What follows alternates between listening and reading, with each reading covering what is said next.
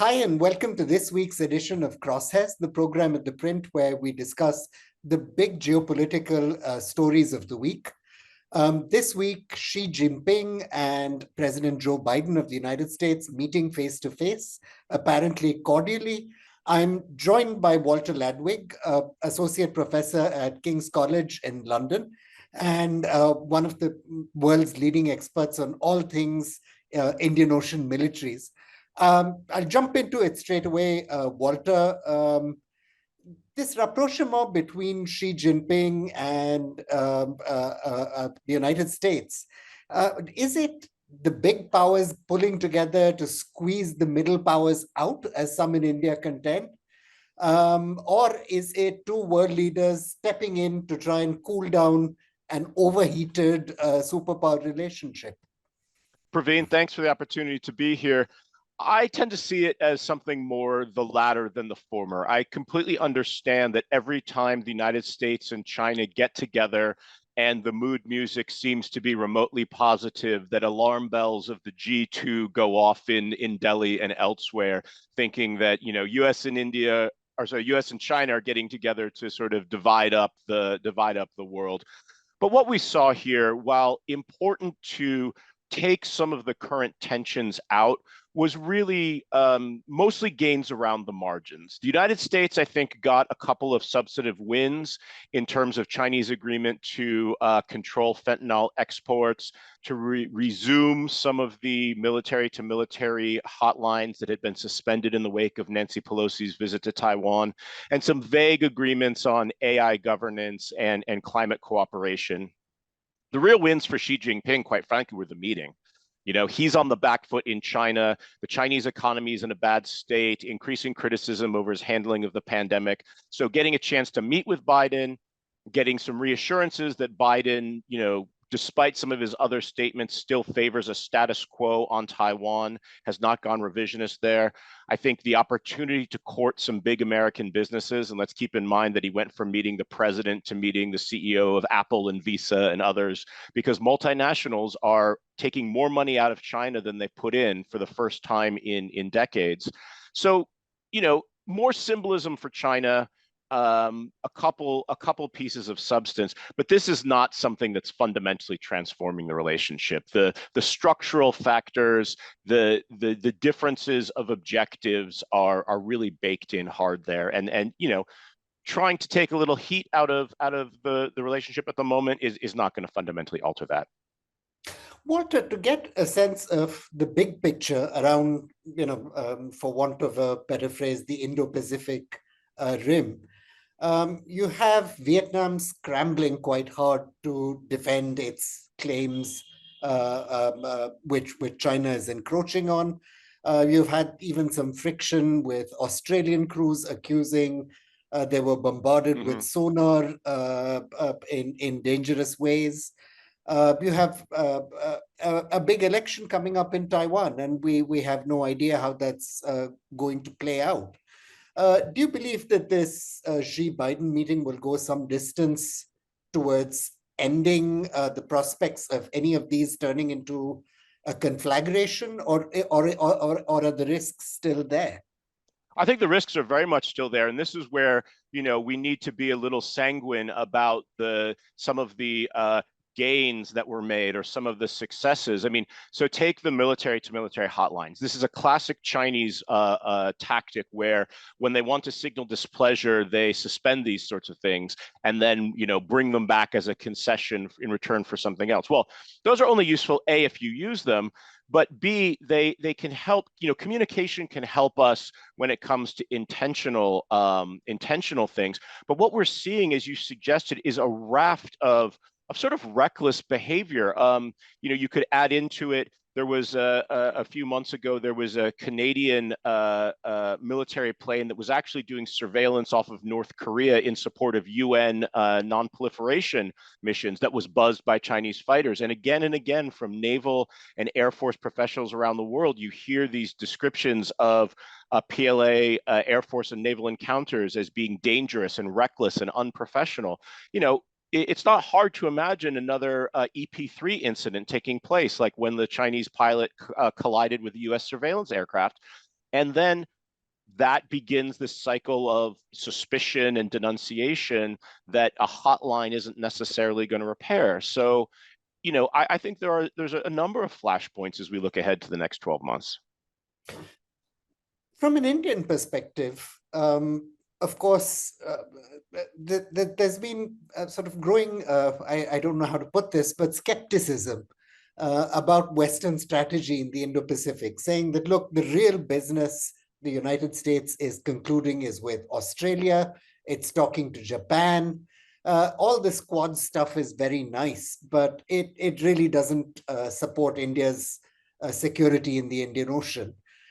Is there anything to that thesis, or would you disagree with it? Is the United States clubbing together with uh, well-trusted old allies to do the real business of containment, while the Indian Navy stays on the sidelines to sort of look like it's part of a geopolitical arrangement? So I think there are a number of things that are going on, and they're driven in part by various partners of the United States moving forward at the speed with which they want to move forward. So I mean, AUKUS came about as an Australian initiative, right? This wasn't something that the British or the Americans necessarily put forth. And Japan's decisions to be much more forward-leaning on their security policy and their activities with the United States is something that's coming out of Tokyo. Now, I would say one of the big developments of the last several years has been the fact that the Indian government has been much more on the front foot when it comes to the Quad. And the Quad has been able to do a much greater range of things because India is more comfortable working and moving with. And, insofar as there's now criticism of the Quad as not being a security partnership or not being a group of actors who focus so much on security or do non-traditional security rather than hard security, I mean, India has an opportunity to change that equation, right? It's not that people are cutting India out of things that it doesn't want to be part of.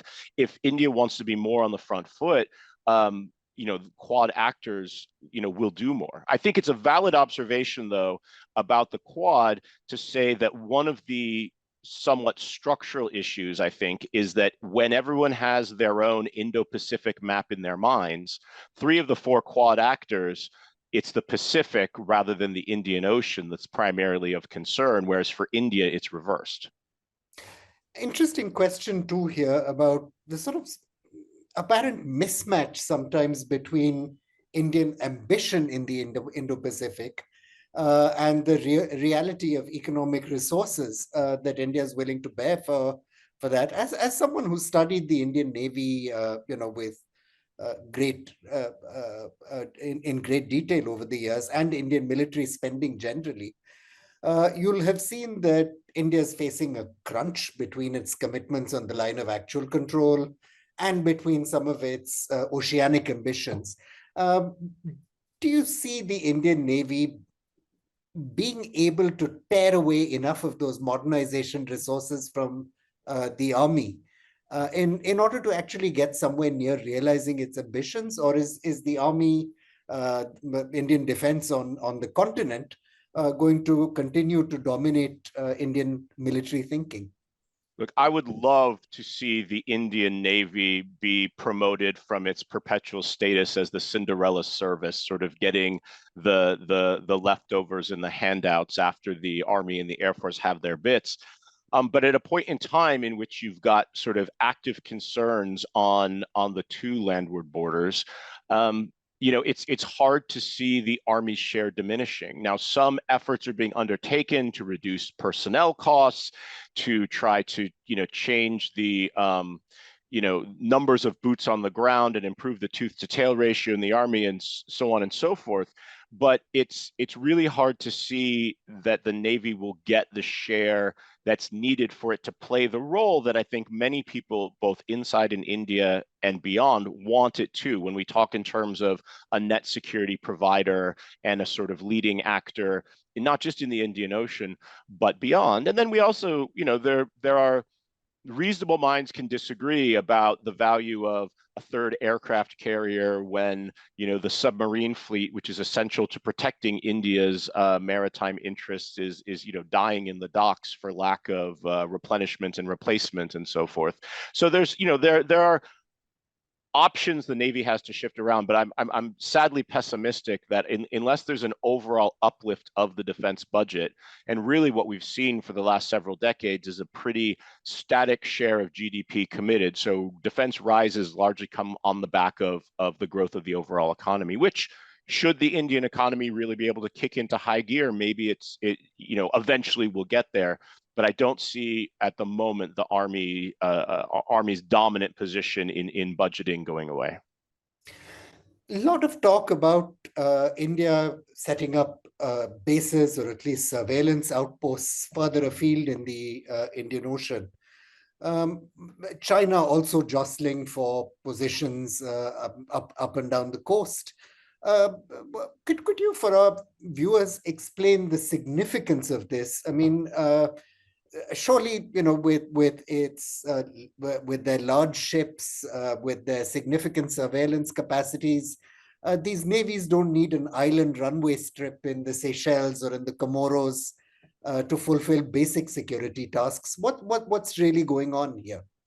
Well, for the Indian perspective, I think one thing is it does help to have assets a little closer to where they're going to be used. Secondly, with the increased maritime surveillance capabilities the Indian Navy has developed and deployed, this is a way in which India can support some of the smaller Indian Ocean island states that don't necessarily have the ability to monitor and detect challenges within their exclusive economic zone. So when we take a step back from the hard security concerns and think about some of the other non-traditional challenges about overfishing and environmental degradation and so forth, having these kinds of assets, Indian assets that are being used, that can be a contribution to regional security. It also is a great way for the Indian military to further develop its relationships with other countries. So we've seen Indian Navy P-8s jointly operating with the French, for example, and jointly operating with the Australians. So it not only sends a political message, but the particular crews and units involved get important operational experience working alongside another partner nation. Now, the China piece is, then going a little further afield with their replenishment facility in Djibouti, and there's significant rumors about potentially Oman as another location. This is one in which, again, it's billed as being in support of these long-standing counter-piracy operations that the PLA Navy has undertaken for the last 2 decades. But these are also significant operations that have given the Chinese Navy, a really important experience operating far from home, operating in a remote theater. And then as part of the Belt and Road, we're seeing some of the expansion and port projects in various East African states now hosting large Chinese fishing fleets. We've given the recently revised Coast Guard law in China, which seems to give the Chinese Coast Guard, a writ to operate anywhere in the world where Chinese interests might be a threat. You could imagine a world not too long from now where there are, Chinese Coast Guard vessels operating out of Djibouti, ostensibly to protect Chinese fishermen who are ranging over the coast of East Africa. Maybe not always respecting the territorial rights and fishing rights of the countries whose waters they're operating in, and that's not a very happy picture for some people. So right, which brings us back to this Xi-Biden meeting, and one of the things I think you correctly pointed out at the beginning is that Xi's in a little bit of trouble here. The Chinese economy not looking as fantastic as it was even a year ago. All that talk about how well China handled COVID has dissipated. Even the Belt and Road initiative loans China was making, well, the belt's been squeezed quite firmly on some of them. Do you see this great era of Chinese naval expansion, which had begun as China's economy boomed? Do you believe that that's reached or will presently reach its high watermark? Or that the Chinese Navy will continue to expand significantly in years to come?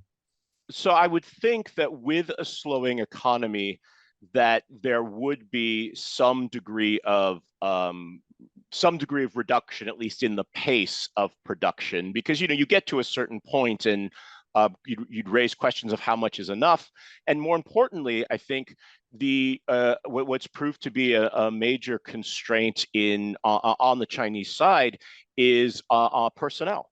Right, you can't just you can maybe pump out destroyers at a pretty prodigious rate, but you can't pump out naval officers with 25 years of experience and lots of fleet command. So you see very junior people commanding pretty big ships in the Chinese Navy, and that is something that you would think would reach a certain capacity level.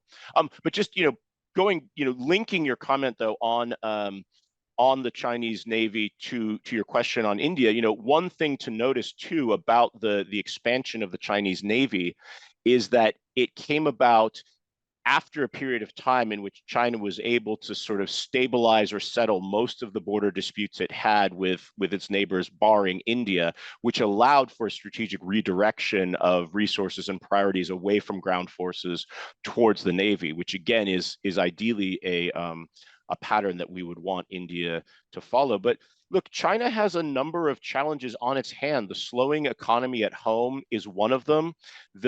Picking up your comments on the Belt and Road Initiative, today, China is the developing world's leading creditor. There is something between the BRI and previous development loans. There's something between 1.1 and 1.5 trillion dollars owed to China from the developing world. And that's just the principal. Right? That's not even getting into the interest. And questions about how China manages that, because a China whose economy is slowing, who's facing problems at home, that's not a debt that you can just write off. Many of the biggest recipient countries are in very dire financial straits themselves, the Sri Lankas and the Zambias of the world. How you navigate that while simultaneously trying to position yourself via the BRICS and other entities as the champion of the developing world, and people don't really tend to like the debt collector when they come around knocking on your door. So, yes, and I think we've seen that in a number of countries across Africa that, borrowing is fun, paying back isn't, and the Chinese don't seem to be in the charity business anymore. No. But a final question here. One of the things that drove Chinese expansion was this idea that it would one day confront the United States as the big hegemon controlling the Middle East, that it would take charge of its own energy security, it would be in a position to challenge any future American threats to its energy sources. Given the way China has sort of, made friends in maybe the Middle East, but avoided any deep strategic entanglement. Some would say it's in fact been remarkably silent on the Palestine-Israel conflict.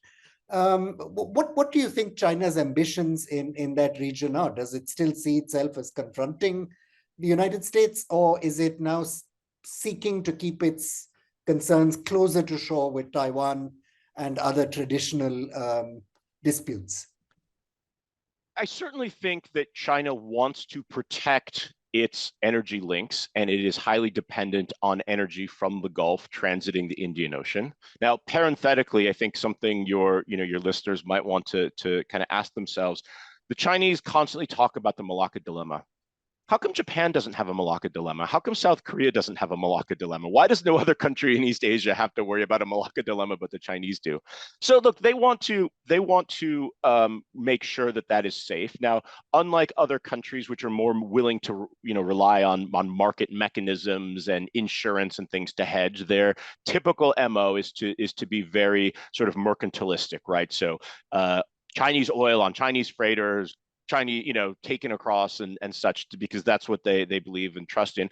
But at the end of the day, they've actually been quite successful, as have the Europeans, in free riding on a lot of American influence in the region and the ability to keep things stable. And I think one of the fascinating phenomenon is the sort of increasing ambivalence from the United States, particularly once you had this sort of shale revolution in the United States driving down the overall exposure that it has to foreign energy. People asking like, well, do we really need to be involved in this region after Iraq, after Afghanistan, after a lot of heartache?